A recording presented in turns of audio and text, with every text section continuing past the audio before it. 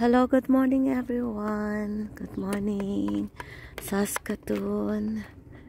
Good morning sa lahat-lahat. Good morning world. Ayan. Medyo late na po kaming lumabas ni Rocky kasi tinanghali po ako ng gising. Ayan. So, as usual, tulog ako sa araw. But, nagising na po ako kasi ginising na po ako ni Patuti. Sabi, Mami, I'm hungry na daw. So, ayan guys, maganda po yung araw ngayon. Hindi siya mainit at hindi rin naman malamig. So, balance lang po yung, may konting hangin plus may konting init. Ayan guys, yung sinasabi ko dati sa inyo na mga bulaklak, ayan na po sila, bumukad na po sila ngayon. Ayan, diba ang gaganda nilang tingnan. Ayan. Napakagaganda nilang pagmasdan. Diba, naninilaw siya, Ayan. So, siguro couple years ago or 3 years ago, meron akong nakita dito na Chinese. Kinukuha niya yung pinakadahon niya nito, yung murang dahon ng dandelion. Sabi ko, na-curious naman ako kasi dinidig niya. Sabi ko, aanhin mo yan? Tinanong ko, nakakain pala to, mga lalaps. Ginagawa daw nila tong salad. So, I'm not sure pero hindi ko, siyempre, natatakot ako mag-try. So, ayan, i-close up po natin yung itsura niya. Yung dahon niya, ganyan. Ganyan siya, guys. Yan, para siyang pako. Pero yung kinukuha lang niya, yung mga mura pa, yung mga babagong tubo pa lang, yung walang bulaklak pa. Yan, guys. Yung parang mga murang dahon pa lang siya. Wait, maghanap tayo dito ng yung babago pa lang, yung walang bulaklak. So, ito guys, ayan, ganyan, ay masyadong malapit. Ayan guys, ayan yung kulay green na mga dahon. Dinidig niya yan, hinukay niya. Tapos, actually, nung kinuha niya, kasama pati roots.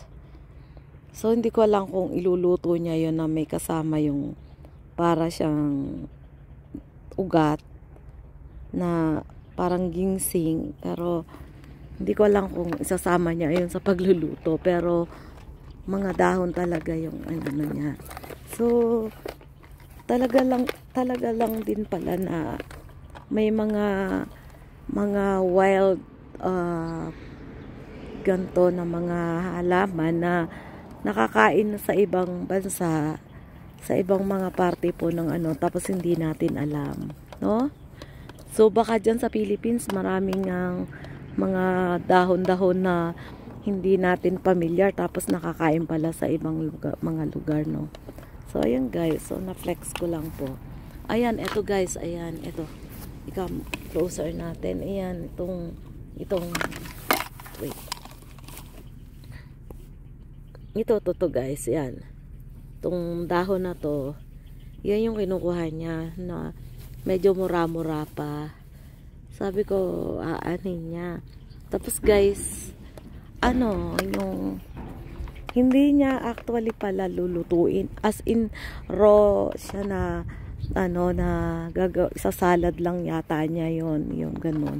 Parang, lang niya ng konti siguro. Gasan or pero para siyang lettuce siguro, ganun, I'm not sure. Pero yun nga, sa ano kayang hinuhukay ng babae.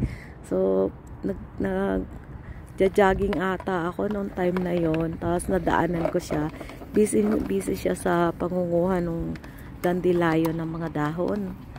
Kuanin kaya yun? Akala ko naman ipanggagamot kasi 'di ba may mga herbal na mga nilalaga or tapos hindi pala, gagawin niya daw salad, nakakain pala yun. So, wala, so far naman, wala na ako nakikita dito.